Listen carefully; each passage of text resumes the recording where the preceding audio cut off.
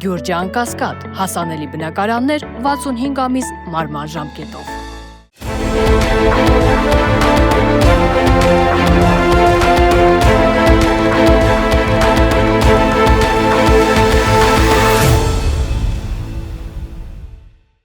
Բարև ձեզ Մեդիա Հաբի հարգելի հետևորդներ, եւ այսպես այսօր տեղի ունեցավ կառավարության հերթական նիստը, որին թերևս չարժեր անդրադառնալ, եթե այդչափ վիրավորական չլիներ մեր հասարակության համար։ Նախ կառավարության նիստն իր տրամաբանությամբ ավելի շատ ոչ թե նիստ էր, այլ դասախոսություն Նիկոլ Փաշինյանի կողմից ուղղված նախարարներին։ Դե բնականաբար նախարարները բոլորը աշակերտների պես գլուխները կախտմտմբացնում էին, լսելով Նիկոլ Փաշինյանի խրատները, քարոզչությունը եւ դաստիարակչությունը, սակայն ցավալիորեն ուղղված ոչ միայն նախարարներին, այլ ողջ հանրությանը։ Այլ խոսքով ասած, Նիկոլ Փաշինյանը այսօր կառավարության նիստին մեր ողջ հասարակությանը անվանեց անդաստիարակներ եւ անգրագետներ։ Նախ ինչ ասեց Նիկոլ Փաշինյանը կապված բանակում այսօր տիրապետող արատավոր երևույթների հետ։ Ասաց, որ ինչ տեղի է ունենում բանակում, առաջին հերթին հարձակվում ենք պաշտպանության նախարարության վրա, սակայն հետագայում հասկանում ենք, որ արմատները այդ ամենի պետք է փնտրել ոչ թե բանակում, որովհետև ըստ Փաշինյանի ձևակերպամբ արդեն որևէ բան բանակում փոխելն ուշ է։ Հետևաբար պետք է ամեն ինչ փոխենք մանկապարտեզներում, դպրոցներում եւ բուհերում։ Նիկոլ Փաշինյանի խոսքով մենք ունենք մի անդաստիարակ հասարակություն, որը արատավոր բարքերը տեղափոխում է բանակ, իսկ պաշտպանության նախարարությունը այլևս անզոր է լինում այդ արատավոր բարքերը կանխելու եւ որևէ բան փոխելու առումով։ Նախ Նիկոլ Փաշինյանը դրանով նաեւ վիրավորեց պաշտպանության նախարարին, որովհետեւ եկեք հիշենք, որ Սուրեն Պապիկյանը նախքան նախարար լինելը դպրոցում աշխատում էր որպես պատմության ուսուցիչ։ Հետևաբար ստացվում է, որ Պապիկյանը նաեւ բացի նրանից, որ այսօր վատ նախարար է, Պապիկյանը նաև վատ մանկավարժ է եղել եւ այսօր հնձում է այն, ինչ ցանել էր երեք, այսինքն իր վատ դաստիարակված սաները այսօր արդեն ծառայում են բանակում, որի ղեկավարն է հենց ինքը։ Կրկին առաջնորդվելով Նիկոլ Փաշինյանի տրամաբանությամբ ստացվում է, որ բանակում տիրող արատավոր բարքերի համար ինքնասպանությունների, սպանությունների, ոչ կանոնադրական հարաբերությունների համար պատասխանատվության պետք է ենթարկվեն ոչ թե հրամանատարները, ոչ թե ԳՇՊՏ-ը, ոչ թե պաշտպանության նախարարը, այլ պատասխանատվություն պետք է կրեն մանկապարտեզների վարիչները, դպրոցի տնօրենները, բուհերը, ինչու՞ չէ նաև տվյալ զինծառայողների ծնողները եւ առհասարակ ողջ հասարակությունը, բացի պաշտպանության նախարարից։ Նիկոլ Փաշինյանը հայտնվելով Հայաստանի Հանրապետության վարչապետի պաշտոնին կարծում ենք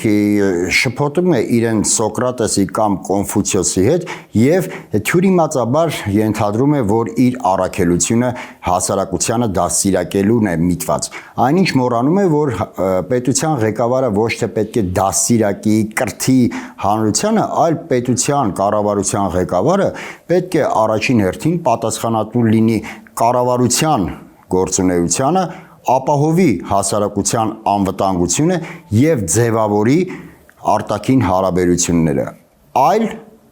պարտականություններ, այլ առաքելություն Հայաստանի Հանրապետության ղեկավարը չունի, առավել եւս նա իրավունք չունի քարոզներ կարդալ բարոյականության առումով, խրատներ կարդալ եւ դաստիարակի դերը ստանձնել։ Նիկոլ Փաշինյանը ավելի լավ է թող դաստիարակի իր զավակներին, բայց հեռու մնա մեր զավակներին դաստիարակելու առաքելությունից, որը մենք իրեն պարզապես չենք տվել։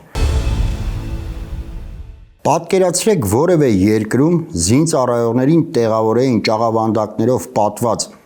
որևէ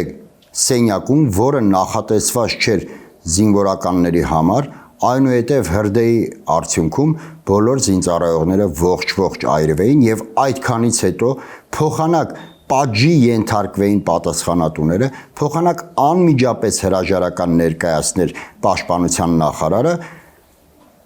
երկրի վարչապետը այդ ամենի համար ուղղակի թե անուղղակի մեղադրեր հասարակությանը։ Ինչ եք կարծում, ինչ կկատարվեր այդ անհեթեթությունը արտաբերողի հետ։ Այո, չեք սխալվում։ Դեռ նախադասությունը չավարտված, անմիջապես այն արտաբերողը կհայտնվեր քաղաքական աղբանոցում։ Իհարկե զավեշտալի է, որ բանակի մասին դատողություններ է անում մի մարդ, որը ընդհանրապես բանակում չի ծառայել։ Հակառակ դեպքում նա կհասկանար, որ իհարկե բանակը ձևավորված է տարբեր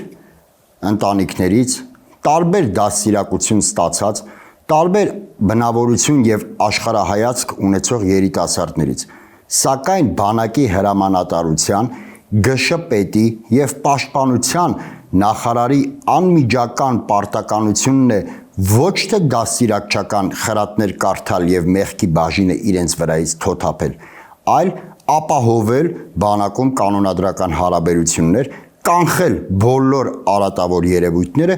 իսկ անկարողության դեպքում պարզապես հեռանալ աշխատանքից։ Զավեշտ է նաև, որ այսօր պաշտպանության նախարար է մի մարդ, որը ըստ Փաշինյանի պարզվեց, որ նաև եղել է վատ մանկավարժ, բացի դրանից ծառայելով բանակում դանակահարել է սպային։ Անկախ իր մեղավորության աստիճանից նա արատավոր երևույթի կողմերից մեկն է եղել, որը այսօր ծաղկում է իր ղեկավարած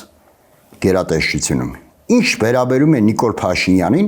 ապա նրա պատկերացումները բանակի մասին ընդհանրապես տեղավորվում են ելակի եւ քյաբաբի տրամաբանության մեջ։ Դա Նիկոլ Փաշինյանի վիրավորանքը հանրությանը անդասիրակ անվանելու առումով։ Իսկ հաջորդ ասպեկտը այն էր, որ Նիկոլ Փաշինյանը հանրությանը անվանեց անգրագետ։ Նիկոլ Փաշինյանի խոսքերով այսօր կառավարության ձախողման պատճառը,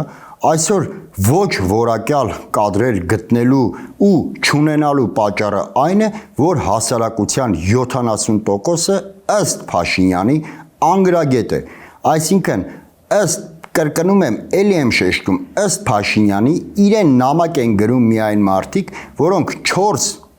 նախադասություն ունեցող